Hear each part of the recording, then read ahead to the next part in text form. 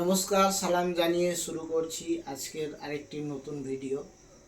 বন্ধুরা, আপনারা যারা ভোটার আছেন, অনেকেই আবার নতুন করে নোটিশ পাঠানো হয়েছে এবং এই নোটিশ থেকে কেউই বাদ যায়নি।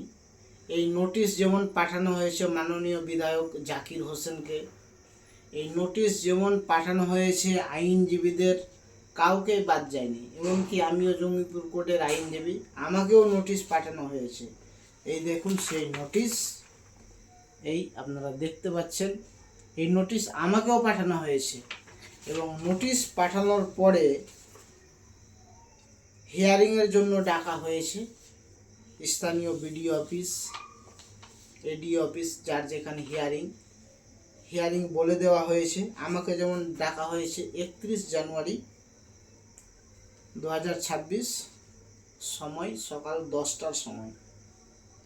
আমাকে সেখানে হিয়ারিংয়ের সময় উপস্থিত হতে হবে এবং এখানে দুটো পেজ দেওয়া হয়েছে বন্ধুরা। দ্বিতীয় পেজে, প্রথম পেজে আমার নাম, ঠিকানা, ভোটার নম্বর, এপিক নম্বর এগুলো দেওয়া হয়েছে এবং আমার ঠিকানা আছে। দ্বিতীয় নম্বরে যেটা দেওয়া হয়েছে, যেটা আপনাদের জানা জরুরি, এখানে লেখা হয়েছে কোনো সরকারি কর্মচারীকে মিথ্যা তথ্য প্রদান করা ভারতীয় ন্যায় সংহিতার 217 নম্বর ধারা অনুযায়ী একটি দণ্ডনীয় অপরাধ। আমি ভোটার, আমি আমার ভোটারে হিয়ারিংয়ে যাব, কিন্তু আমাকে একটা ভয় দেখিয়ে দেওয়া হলো যে আমি যদি তথ্য চুরি করি, গোপন করি, মিথ্যা কথা বলি, তাহলে আমাকে জেলও খাটতে হতে পারে। এই শুরু হয়েছে বন্ধুরা। এবং দুই নম্বরে বলেছে যে ভোটার তালিকা প্রস্তুত, পরিমার্জন, সংশোধন এবং সেই তালিকার তথ্যের অন্তর্ভুক্তি বা বাতিলের ক্ষেত্রে কোনো মিথ্যা ঘোষণা করা 1950-এর জনপ্রতিনিধিত্ব আইনের 31 ধারা অনুযায়ী শাস্তিযোগ্য অপরাধ, যার জন্য কারাদণ্ড বা জরিমানা অথবা উভয় দণ্ড হতে পারে। শুনানির সময় আপনার 3 নম্বর, শুনানির সময় আপনার ঘোষণার সমর্থনে জমা দেওয়া নথিপত্র যাচাইয়ের জন্য সংশ্লিষ্ট বিভাগের কাছে পাঠানো হবে।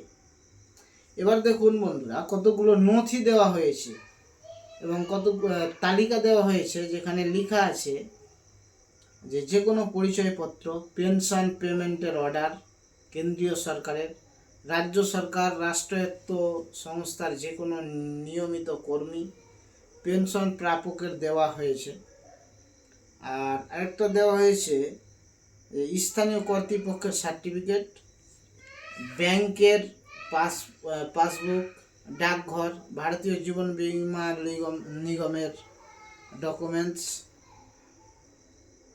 জন্মের শংসাপত্র, পাসপোর্ট, স্বীকৃত পর্ষদ বিশ্ববিদ্যালয় থেকে মাধ্যমিক পাসের সার্টিফিকেট, শিক্ষাগত যোগ্যতার শংসাপত্র, এবং দেওয়া হয়েছে স্থানীয় বাসস্থানের শংসাপত্র, বনভূমি অধিকার শংসাপত্র, উপযুক্ত কর্তৃপক্ষ কর্তৃক অন্যান্য অনগ্রসর সম্প্রদায়, তফসিল ওবিসি যারা আছেন তাদের সার্টিফিকেটকেও মান্যতা দেওয়া হয়েছে। নাগরিকদের জাতীয় রেজিস্টার, যে সমস্ত ক্ষেত্রে এটা হয়েছে, রাজ্য স্থানীয় কর্তৃপক্ষ দ্বারা তৈরি পারিবারিক রেজিস্টার, কোনো জমি, মানে জমির আপনার দলিলকে এখানে বোঝানো হয়েছে। এইসব ডকুমেন্টসগুলো চাওয়া হয়েছে এবং আপনার বৈধ ডকুমেন্টস থাকার পরও আপনাকে আবার হিয়ারিংয়ে ডাকা হচ্ছে। এটি একটি সম্পূর্ণ কেন্দ্র সরকারের এবং নির্বাচন কমিশনের চক্রান্ত বন্ধুরা।